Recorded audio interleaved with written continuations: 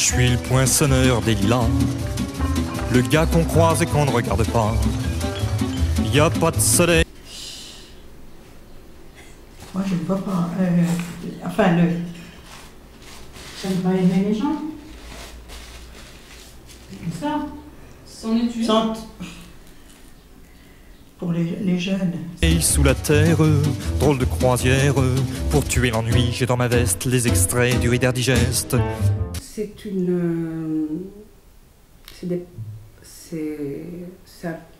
du racisme. Seulement? Du racisme, il peut être de couleur ou bien sexiste ou... ouais, du racisme pour moi. Et quand des gens ils sont pas d'accord pour, admettons, leur couleur de peau ou quoi? C'est le fait d'écarter et de juger de manière négative des personnes n'appartenant pas au même sexe ou différentes. Différents. La mettre à l'écart alors qu'elle est, parce qu'elle est différente d'une autre personne en fait. Alors pour moi, une discrimination, c'est faire une différence. Ça peut être une différence au point de vue santé, au point de vue physique, au point de vue race, au point de vue riche ou pauvre, au point de vue, je sais pas, La religion, culture. blanc ou noir, ou religion, la culture, la gros, ces gens-là peuvent subir des discriminations. Voilà. Moi, pour moi, en gros, les handicaps. Ça peut être sous plein de formes. Donc, ça peut être par rapport à la nationalité, par rapport à la discrimination homme-femme, par rapport à la classe sociale, par rapport... je pense que maintenant, il y en a un peu partout, la discrimination. Et... Ça va être difficile pour moi en fait, de donner une définition parce que dans la société, en fait, on parle tellement de la discrimination qu'on se perd un peu dans cette définition. Mais pour moi, à mon avis, simplement la discrimination, je pense que c'est favoriser un groupe d'individus par rapport à un autre. Et dans ce bouquin, il y a écrit que des gars la coule douce à Miami. Bah oui. Oui. Une personne qui était boulanger voulait faire sa tradition à lui, le pain de chez lui, de son pays. Et pour ça, tous les élèves l'avaient un peu chahuté, et puis à cause de ça, il a arrêté son CAP, arrêté son métier comme ça d'un coup. J'ai deux enfants qui vivent dans le sud de la France et vivent à Avignon. Et plusieurs fois, quand ils devaient aller, par exemple, dans des boîtes de discothèques ou des trucs comme ça, ils sont refoulés tout de suite. Ils ont eu... Oui. Moi, une prof, moi. Oui, certaines. Je dirais pas, mais oui, j'en ai connu. Ouais. Oui. Non, sinon... Un gamin qui est mis à l'écart parce que il n'est pas comme les autres. Puis, moi, j'ai un gamin qui est très turbulent et personne n'en veut, justement. Parce qu'il est turbulent. J'ai le cas en cantine. Voilà. Donc, discrimination. Voilà. Et c'est vrai que ça le fait beaucoup. Et le gamin le ressent. Pas mal de problèmes au niveau de la police, parce que quand la police n'arrêtait pas de les contrôler, alors que bon, ils sont dans la rue, pourquoi ne pas contrôler quelqu'un d'autre alors qu'ils sont contrôlés? Moi, c'est un peu le teint un petit peu mat, et donc discrimination, pour moi, c'est ça. Il y a beaucoup de choses comme ça. Vous avez des origines immigrées? Je suis algérienne. Comme Alain Cham, qui habite à la Vière.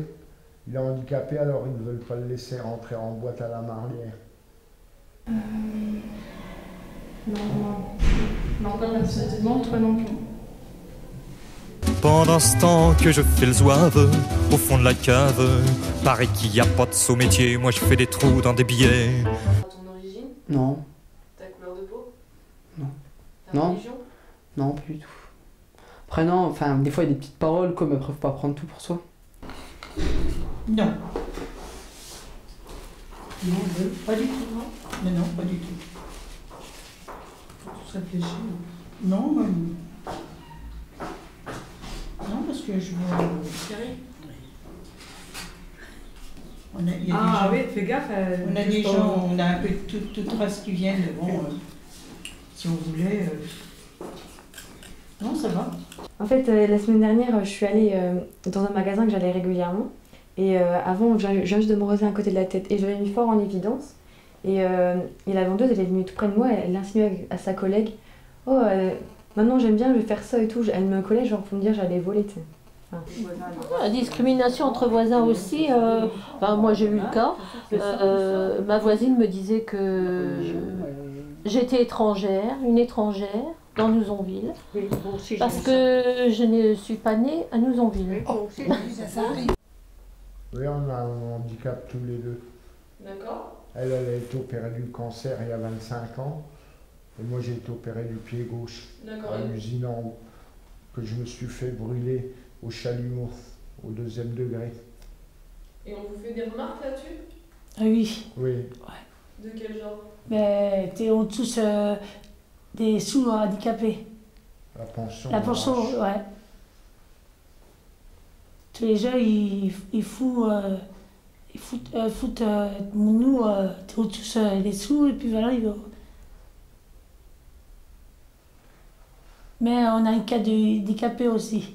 On a une photo et tout, pour monter dans monter dans les caves. Ouais, monter dans le cas, le chauffeur, tout ça. On peut pas arrêter debout. Je suis le poinçonneur des lilas, pour invalide changé à opérant. Mais c'est pas intentionnel, mais par exemple, on veut être gentil, mais on met de côté, ou au contraire, on est plus proche de lui pour s'occuper de lui, alors que... On le juge d'une manière différente. Par exemple, un handicapé, on ira plus vers lui, alors qu'il veut être traité pareil qu'une personne valide. Moi, non. Moi, une fois, j'ai dit black, mais je me suis aperçue que c'est pas bien. Parce que tout le monde disait black, mais c'est pas beau. Vous savez, quand les gens ils parlent de... Même dans le milieu de sport, on dit un black, c'est pas beau. On ne doit pas dire ça. Je l'ai dit une fois. Non, pas à ma connaissance. Est-ce que tu as été témoin d'une discrimination dans la vie courante, dans la rue? Non. Non. Quand ton collègue a été discriminé, t'as su réagir ou pas? Mais j'étais pas en même classe que lui, je le connaissais pas personnellement, et puis je l'ai pas trop vu. On n'avait pas les mêmes horaires. D'accord, ok. Et ça c'est su partout. Il y a eu des heures de discrimination en cours, quoi. On a eu plusieurs, on va dire, engueulades, quoi, avec les profs. Oui, moi oui. À quelle occasion? À une fête. Une fête de village. Et je me suis pris carrément la personne. Pourquoi? Parce que son fils jetait des pétards sur mes petits-neveux. Et je me suis... oui, mais... Non, mais je me suis énervée sur la personne, sur la maman, quoi. Ouais, moi ça fait partie de mon job. Comme je garde un club privé, une certaine catégorie de personnes n'ont pas accès. Non. Non. On pensait si quand même. Si. Sur quels critères? Pardon? Quels critères? Je sais pas comment. Sur quels critères? Comment je vous expliquerai, moi? Quand on demande une aide et puis tu parles que quelqu'un connaît, demande de l'aide parce que cette personne-là est handicapée par la maladie, c'est pas, je dis ça, c'est pas des ragots, hein. Qu'on répond au téléphone, vous appelleriez tel, d'accord, mais là, vous n'aurez pas. Vous voyez ce que je veux dire? Donc en fait, une bonne Française qui demande de l'aide, vous lui répondez Et dans la brume au bout du quai, je vois un bateau qui vient me chercher. Pour me sortir de ce trou, je fais des petits trous, toujours des petits trous. Mais le bateau se taille et je vois que je déraille. Parce que, à mon avis, dans la tête des gens,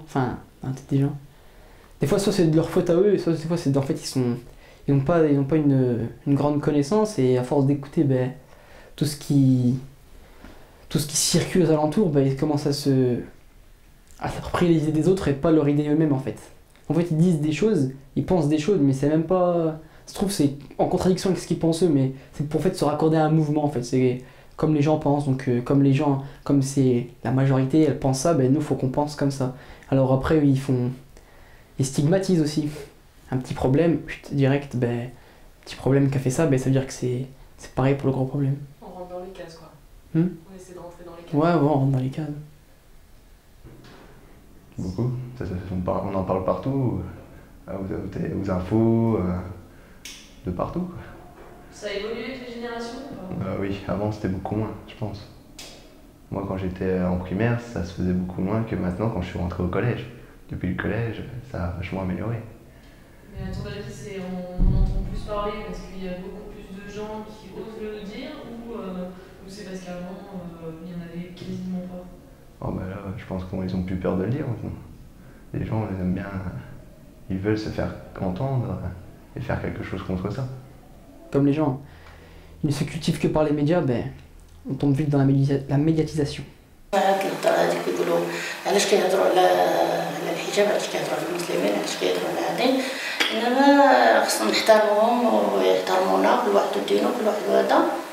Donc pour vous, la discrimination est un phénomène de société? C'est un phénomène de société. Oui. Donc ça a évolué avec les générations? Ça a beaucoup évolué. Pourquoi? Pourquoi? À cause du travail, à cause de pas mal de choses. Parce que bon, on dit que les étrangers ne sont pas les bienvenus en France, parce qu'il y a plus d'étrangers qui travaillent par rapport aux Français, peut-être, ou je sais pas. Au fil du temps, au fil des années, ça a beaucoup changé. Les jeunes de maintenant sont plus racistes que les anciens. Pour elle, c'est un fait de société. Pour elle, c'est un problème qu'elle pense être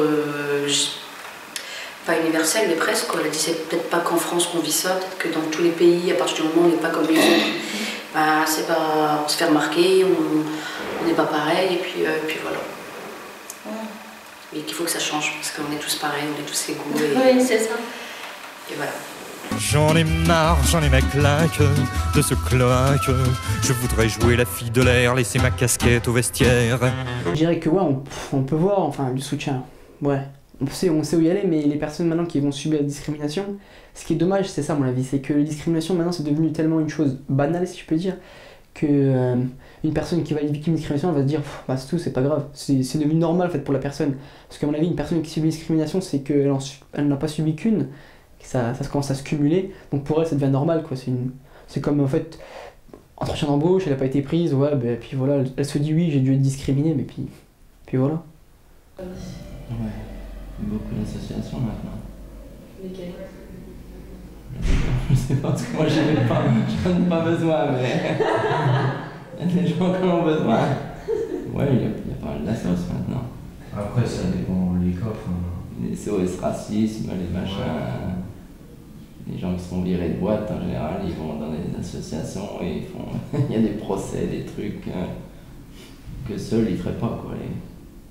Oui, je pense que...